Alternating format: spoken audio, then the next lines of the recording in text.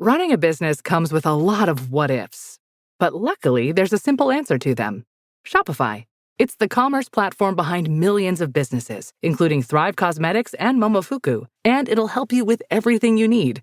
From website design and marketing to boosting sales and expanding operations, Shopify can get the job done and make your dream a reality. Turn those what-ifs into...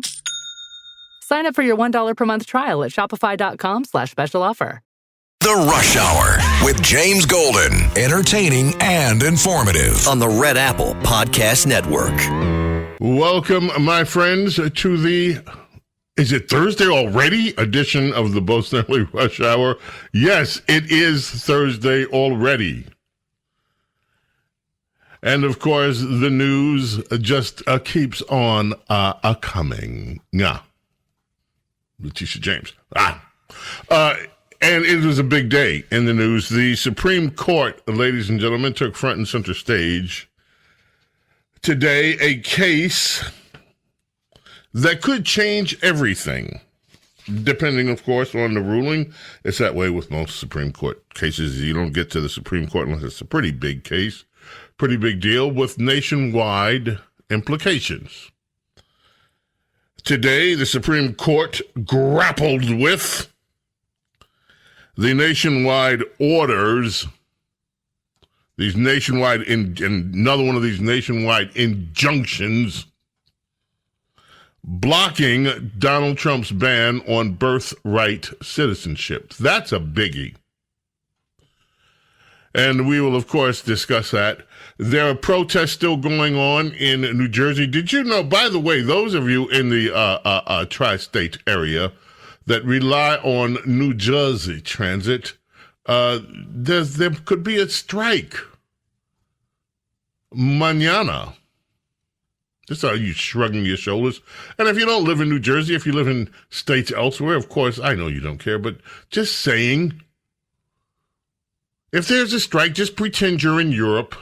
I know. Shakira is very upset because she has a concert at MetLife this weekend, and they won't be able to get through transit to MetLife in New Jersey. Who has a concert? Shakira, I want to say Colombian singer. Shakira, yes. We played Shakira's music here before, yes. She's having a concert, in New Jersey. Shakira the Taxivator. Shakira the Taxivator. Well, you know, there are other ways to get around. Uber, Lyft, the Q It's very foot. expensive to get from here all the way to MetLife, and then it's going to be a hazard to get back. Whoa. Well, stay the night in New Jersey. What's so bad about that? Yeah. You know, we have people from all over the country listening here. They don't care about New Jersey. We care about... Yes, but anyway, the case before the Supreme Court is a big deal. The Supreme Court, my friends, grappling with nationwide orders, appears divided. Thursday, according to WAPO, the Washington Post, the Supreme Court appeared divided Thursday about whether to scale back nationwide orders that have blocked President Donald Trump's ban on birthright citizenship. After more than 2 hours of orals, little Bill Clinton language there, after 2 hours of oral, it's unclear how the High Court would resolve the issue, with the liberal justices asserting that Donald Trump's order to deny automatic citizenship for U.S.-born babies is at odds with more than 100 years of Supreme Court precedent. In other words, it's one of those stare decisis cases. As I see it, said Justice Sonia Sotomayor, who suggested this order violates 4 precedents, not just one, but 4 precedents. We only have 2 pieces of audio so far from the court. We can get more tomorrow. At one point in the proceedings, Chief Justice Roberts got tired of listening to the interruptions and just asked if he could hear the answer. It was Sotomayor that was running her mouth. Can I hear the answer, please? When she was interrupting attorneys. But this is going to be a deep case. The case before the justices is more than a referendum on the use of nationwide injunctions that have frustrated many Trump efforts to dramatically shrink the size of government, halt federal spending, and end diversity programs. Presidents from both parties, members of Congress, Supreme Court justices from all across the ideological spectrum have raised concerns about the power of a single judge to temporarily block a president's agenda nationwide. Conservative justices, including Brett Kavanaugh and Neil Gorsuch, seemed open during the oral arguments to the Trump administration suggestions that the immigrant advocacy groups and pregnant women challenging the birthright citizenship ban could instead file a class action lawsuit as a remedy. Why doesn't that solve the problem? Justice Kavanaugh asked. If the Washington Post continues its coverage, if the Trump administration prevails in persuading the Supreme Court to limit the injunctions to states participating in the litigation, it could allow the administration to begin denying automatic citizenship to children born in 28 states and other U.S. territories. Advocates would file new challenges in those states to try to restrict the policy while litigation continues over the constitutionality of banning birthright citizenship. So the Trump is asking the justices to give it some relief from these nationwide orders. They're not asking for them to settle the case on the merits, but to stop these injunctions for these nations while it works its way up through the courts. This was filed as an emergency case, and those are rarely heard by the Supreme Court, but this one was. Trump and his allies say they have the authority to ban birthright citizenship because unauthorized immigrants are in the country illegally, important, and therefore not subject to the jurisdiction of the United States government. Why is that important? That's important because of the language of the 14th Amendment, adopted after the Civil War when Democrats were trying to say that black people weren't citizens. Oh, did he say? Yes. When the Democrats that ran the South and the Democrats who were the pro-slavery force in America, the Democrats, the fathers of Jim Crow, the Democrats, the fathers of racial oppression and division in this country, tried to claim that black people were not citizens. And so the 14th Amendment had to be adopted to establish citizenship for free black Americans as well as all people born or naturalized in the United States and subject to the jurisdiction thereof. And what the Trump administration is arguing, again, is that these illegal immigrants do not meet those qualifications. They are not subject to the jurisdiction of the United States government. Most legal scholars, however, have rejected that analysis because non-citizens can be arrested and charged with crimes or put in jail or deported. There's also wide agreement that the argument conflicts with more than a century of Supreme Court precedent that protects citizenship for almost everyone born on U.S. soil except the cheering of foreign diplomats. That, my friends, was established in an 1898 case when the United States ruled that Wong Kim Ark was a citizen, even though his parents were subjects of the Emperor of China. China, yes. But Wong Kim Ark was born here in the United States. The parents were ineligible to ever become citizens. They returned to China. But the Supreme Court in 1898 ruled that Wong Kim Ark, born on this soil, was a citizen of the United States. So, that's always been the issue. Now, I don't usually do crystal balling on the Supreme Court. But I will say, I think it's not, I don't think it's out of the question that when this issue is finally decided on the merits, that it may be determined that people who are born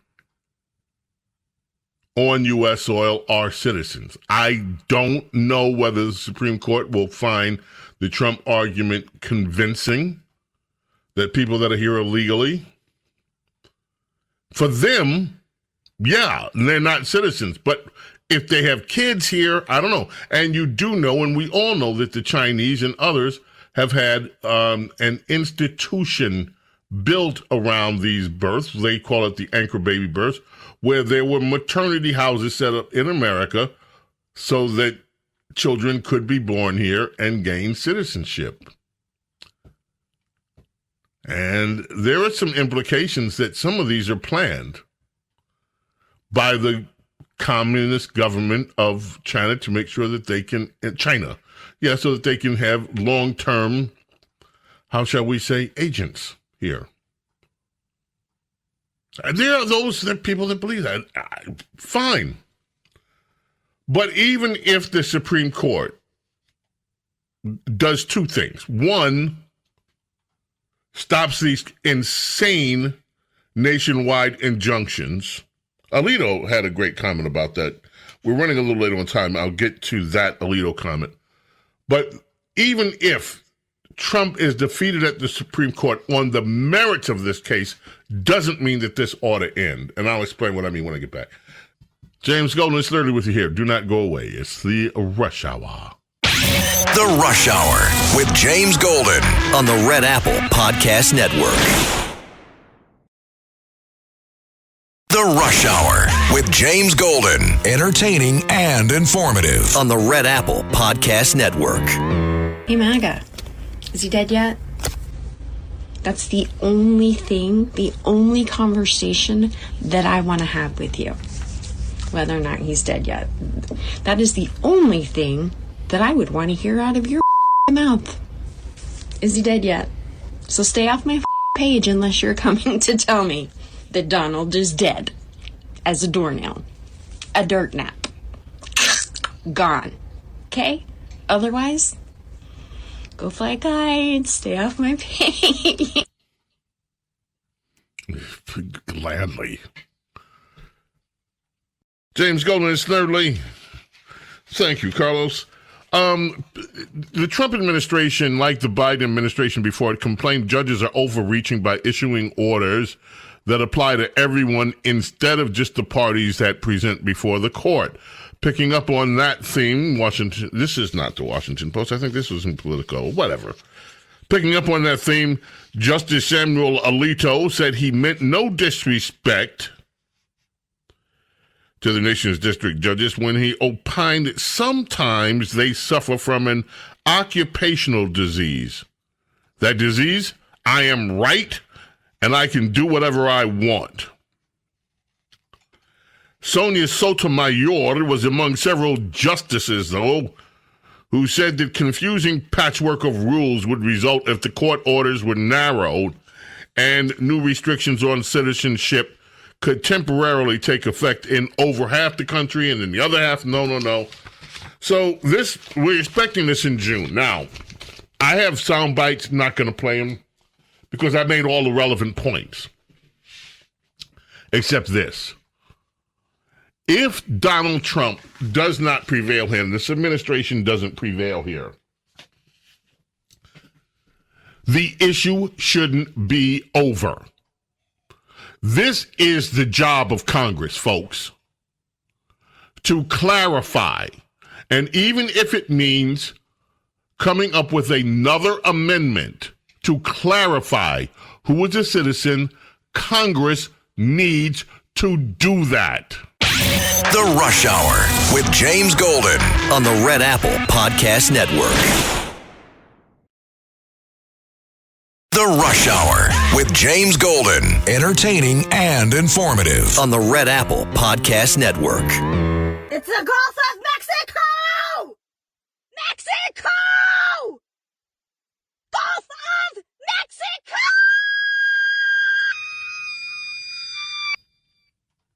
Can somebody please tell me how to help? People are being kidnapped off the street. I'm protesting, I'm writing letters, I'm making phone calls, I'm making content, I'm reposting content. I don't know what else to do to help. Hey, I had a few ideas of what you can do. I'm looking for a story that I know I had. I can't find it. You know, Rusty complained about that. It's like, okay, here it is. I found it. It was buried underneath another story. Folks, this is big. This is huge, which is why I was looking for it. Iranian official says Islamic Republic open to giving up nuclear weapons program for Trump deal. Say what? A top Iranian official said Wednesday that Tehran was open to foregoing enriching weapons-grade uranium in a new nuclear deal with the U.S., according to NBC News. Ali Shahmahani, a top advisor to Iran's supreme leader Ali Khamenei, told NBC News that Iran would commit to never developing nuclear weapons. They would destroy their stockpile of weapons-grade uranium. They would allow international oversight to ensure that they are only pursuing civilian nuclear applications if the United States lifts all sanctions against the country. The statement marks one of the most overt signals from Iran, showing willingness to strike a new nuke deal with the U.S. as sanctions continue to pile on. It's still possible. If the Americans act as they say, for sure, we can have better relations, he said to NBC News. It can lead to a better situation in the near future. And Donald Trump said during his speech in Qatar that Iran is very close to the deal. They're very close to making a deal. He is encouraging the Iranians to make a deal quickly, stop destabilizing the region by using terror proxies, and he's threatening a lot more economic pressure if they won't. If you remember that Donald Trump also said that if Israel has to strike their nuclear, we might join them. He's threatening, hey, if Israel has to act on you guys because you won't act right, we'll join them. And all of a sudden here, interesting that Iran wants a deal. Apparently. We'll see. But that, folks, if we get this a real deal, not the Obama-type deal, which just put all of this off. You remember, Obama made the deal, so why are we even at this point? Rush, at the time, in his analysis, said all Obama did was guarantee that Iran would build a nuclear weapon and that this problem would be kicked down the road to another president. Here we are all these years after Obama, and what are we dealing with? Iran and nuclear weapons. But Trump is not Obama. So we shall see if something happens. Okay, Wisconsin judge accused of obstructing federal agents has pled not guilty. Carlos, have number 4 standing by at the ready. I will need it shortly. Okay? Thank you. Prosecutors have said that Judge Hannah Dugan violated law when she directed an undocumented defendant who was being sought by immigration agents through an alternate exit in her courtroom. Judge Dugan, who was indicted by a grand jury Tuesday, is seeking dismissal of the charges against her. She is asserting, this is in a Milwaukee courtroom today, she asserted that her actions are protected because she has judicial immunity. In other words, what she's saying is she's above the law. Sure, I can act illegally, but I have immunity. So screw you. Drop the case. Outside of the courtroom, protesters were holding signs and chanting, "Hands off Judge Dugan." That's not all they were chanting. I know that's not all they were chanting because we were there. In a way.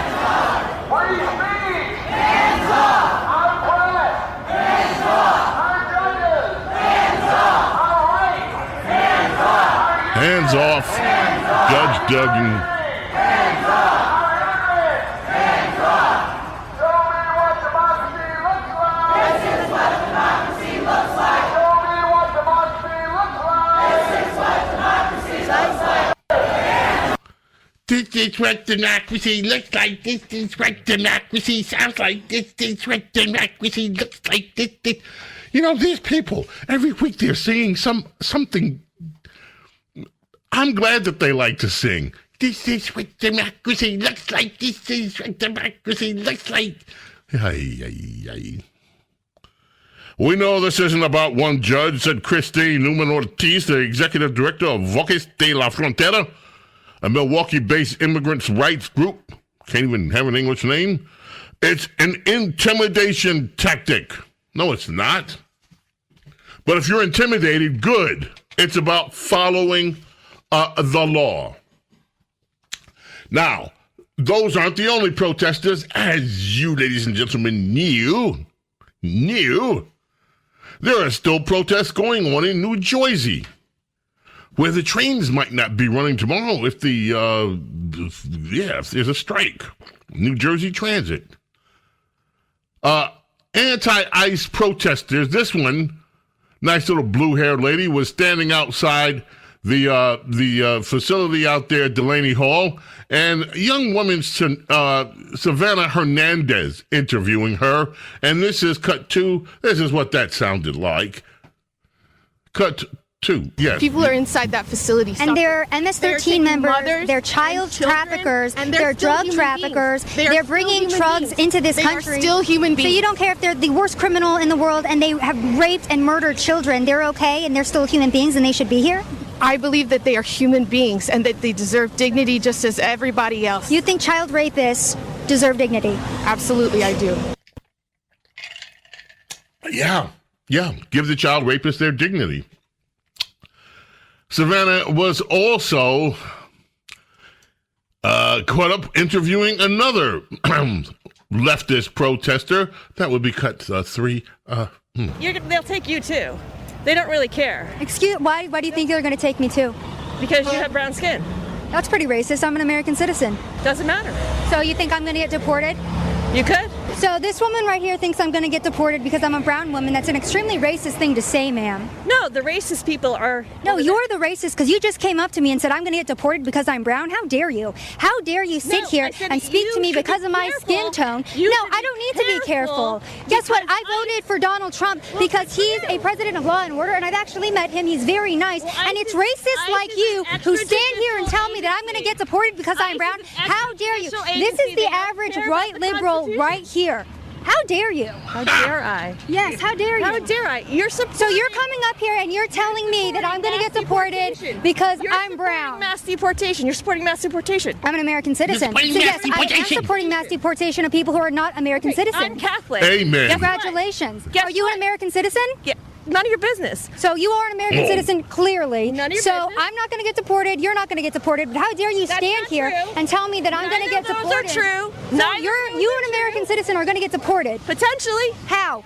Ras Baraka is an American citizen. He was just arrested. Why was he arrested? By ICE. Why was he arrested? Because he was targeted by ICE. Because he was charged with trespassing. You're a very sad individual. Why? Because you're trying to take advantage of real people's pain. Sweetheart, you are the one with blue hair right now, a whole ass adult standing outside of a detention facility calling people Nazis in 2025. That's because this is Nazi behavior. And you don't think that it was racist for your white friend here to come up to me and tell me I was going to get deported because I'm brown? I don't know that happened.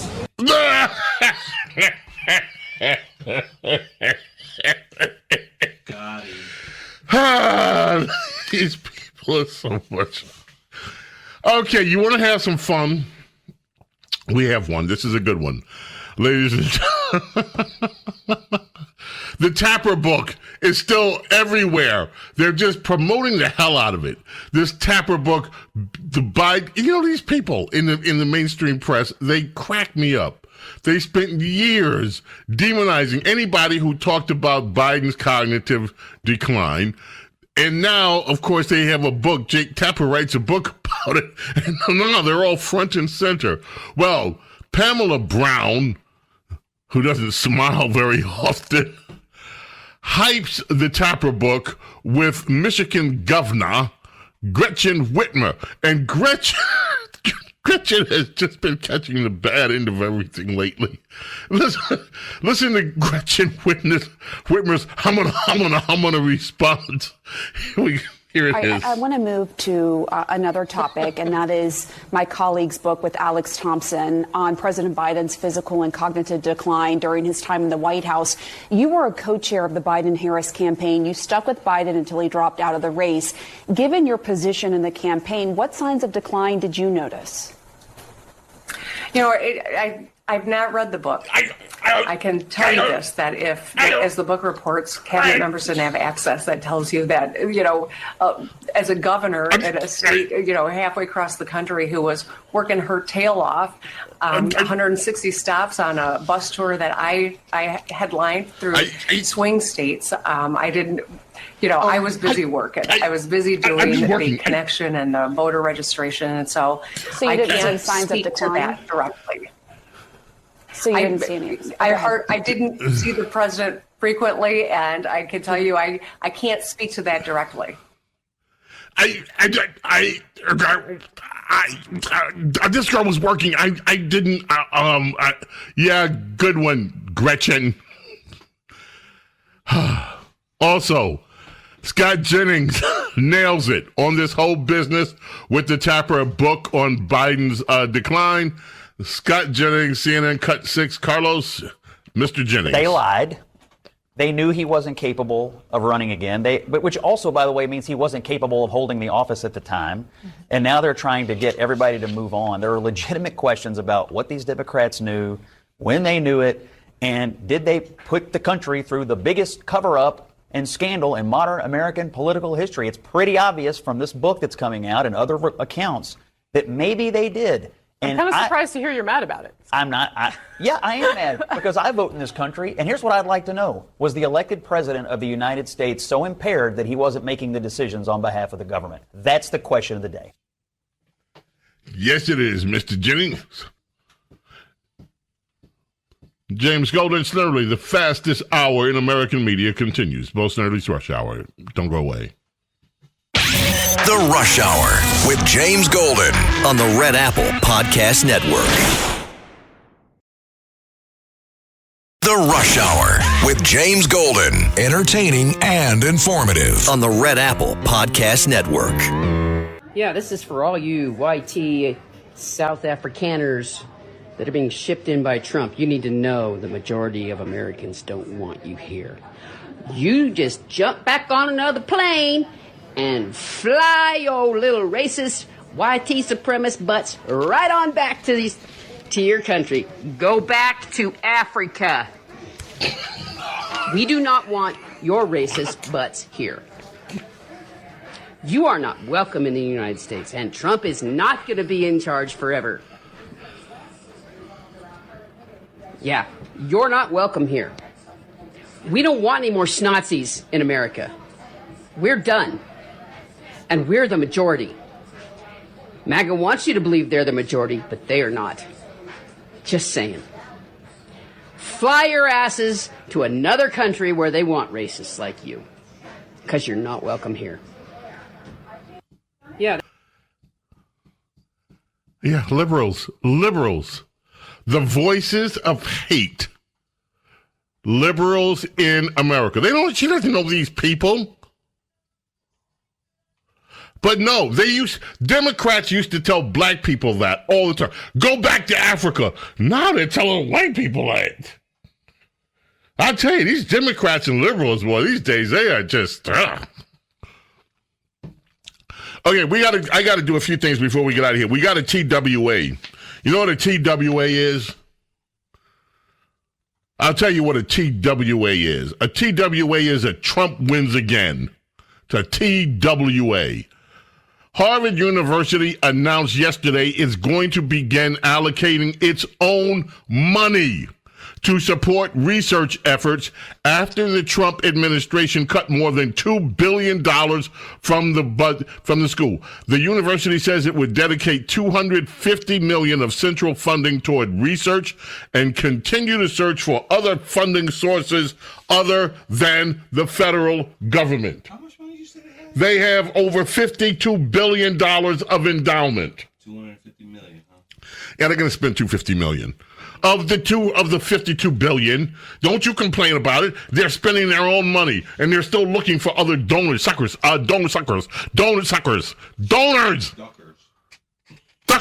That's right, duckers. Duckers.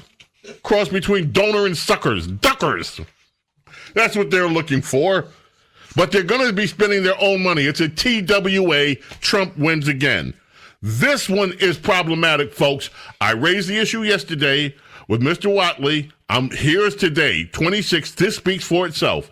CNN's data guru, Harry Enton, who, by the way, this guy, yeah, he's all of that. Harry, what do Americans think of these proposed potential cuts to Medicaid we're looking at here? The politics of this are so bad, it literally blows my mind. That is what the American people think of this. Major spending cuts to Medicaid. Look at this. 76% oppose. Just 24% favor major federal spending cuts to Medicaid. To give you an idea of how big this 76% is, in a separate poll I looked at it, George Washington's favorable rating is 78%. Basically, the exact same percentage of Americans who are opposed to major cuts to Medicaid on the federal level.